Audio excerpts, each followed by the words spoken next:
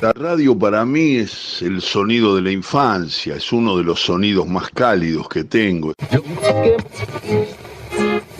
La radio es nuestra vida, es nuestra pertenencia, es nuestra manera de vivir.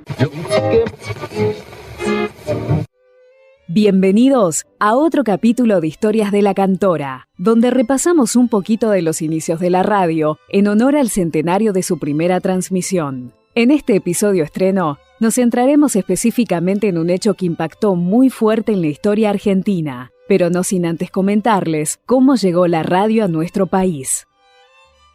El origen de la primera transmisión radial en Argentina se desarrolló un 27 de agosto del año 1920. Los entonces estudiantes de medicina, Enrique Susini, Luis Romero Carranza, César José Rico y Miguel Mujica, fueron los artífices del hecho que cambiaría la historia de la comunicación en Argentina, siendo este uno de los países pioneros en la radiodifusión de habla hispana.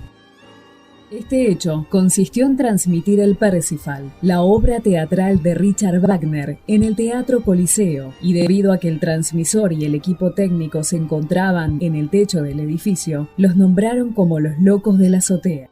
Pero 81 años más tarde, el rol que ocupó la radio no se parecía nada a una obra teatral, aunque bien, podría haberlo sido. Reiteramos, en la Cámara de Diputados empieza una sesión para un juicio político a Fernando de la Rúa. Mientras tanto, arde Buenos Aires. Luego de 2 años de mandato y de varias transmisiones llenas de malas noticias para los argentinos, llegó el 20 de diciembre del año 2001. Aquella tarde, cerca de las 19:52, la mayoría de las radios transmisoras anunciaban que Fernando de la Rúa, presidente de la Nación por aquel entonces, dejaba su cargo y huía en el helicóptero de la Casa de Gobierno.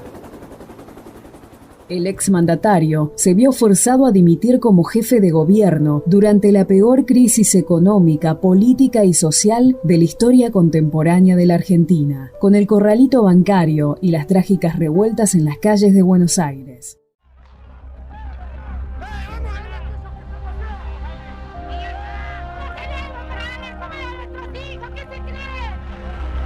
De la Rúa huyó del poder con apenas la mitad de su mandato cumplido, pues debía ser presidente hasta diciembre de 2003.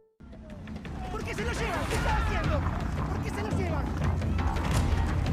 ¿Por qué le pega al detenido? ¿Por qué le pega al detenido, hijo de puta? El rol de la radio iba a ser clave para que todo lo que sucedía en Plaza de Mayo llegara a los oyentes de todo el país. En búsqueda de conocer más de cerca cómo fueron esas transmisiones, conversamos con Carlos Marrero, quien en ese momento era trabajador de Radio Continental y de la agencia de noticias Telam. Cuando estoy durmiendo, al ratito arranca el mensaje del presidente, pero empiezo a escuchar que la gente empieza a golpear las cacerolas. Entonces estoy caminando con mi señora, yo salí de la cama en pijama, en pantufla, y me puse a transmitir para Radio Continental esa noche de esa movilización de la gente, porque en mis años de trabajo nunca había visto una manifestación de tal magnitud. Y antes de llegar a la casa de Cavallo, ya sabíamos que Cavallo había renunciado. Vine para quejarme, estoy harto de la corrupción, de la desigualdad, de la impunidad que hay en este país. Este país con gente decente se va para arriba. Que vayan todos estos ladrones asquerosos. Menem, Dualde, Cavallo, Moyano, todo. Fue esa mañana cuando la policía empujó a las madres de Plaza de Mayo. Cuando yo llego a Plaza de Mayo, le pregunto a mis colegas, digo, ¿qué novedades hay? Me dicen, la policía dio 15 minutos para desalojar la plaza. Empiezo a caminar por la plaza y veo que empiezan a venir los caballos con la policía montada por la plaza, corriendo arriba de la plaza. Bueno, ahí fue todo un desbande, ¿no? Y a la tarde de ese día fue cuando ocurrieron las muertes. Yo la verdad que terminé con un dolor en el estómago, levantando las postas de goma de la policía, y bueno, de ahí empezamos a ver que ya la Argentina no era más lo que era, porque había que acostumbrarse a convivir con las vallas, la gente que iba a pedir comida a distintos lugares. Fueron 2 días realmente muy movidos, de mucha angustia, y realmente eso no vuelva a ocurrir nunca más. Como consecuencia de la crisis social, política y económica que afectó al país, comenzaron a producirse estallidos dentro de la sociedad, en especial con los grupos populares más afectados ante esta situación. La desocupación e indigencia subieron a números catastróficos, generando huelgas y saqueos en Buenos Aires y en todo el interior del país. Como resultado ante estas manifestaciones del pueblo, 38 personas fueron asesinadas y, según números del INDEC, en el año 2002, 18 millones de personas se hallaban bajo la línea de pobreza, mientras que el número de indigencia se ubicaba por arriba de los 6 millones de personas. Pero, ¿cómo era el ambiente en una radio comunitaria? Para responder esta pregunta, hablamos con Carlos Prado, integrante de FM La Tribu.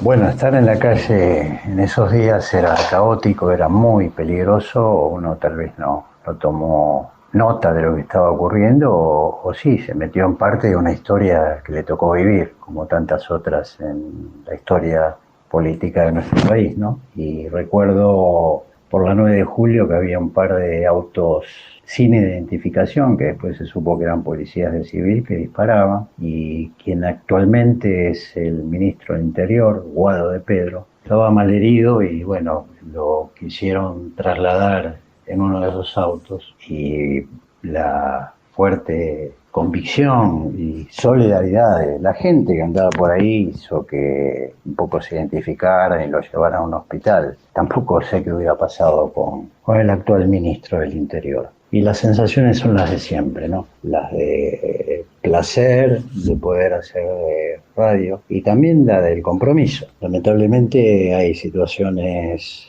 de violencias institucionales que están siempre presentes. Fíjate el caso de este chico Facundo Astudillo Castro, ¿no? Que vuelve a conmover, y esa suerte de reiteración de casos que no debieron pasar ya en nuestra sociedad, pero lamentablemente ocurren.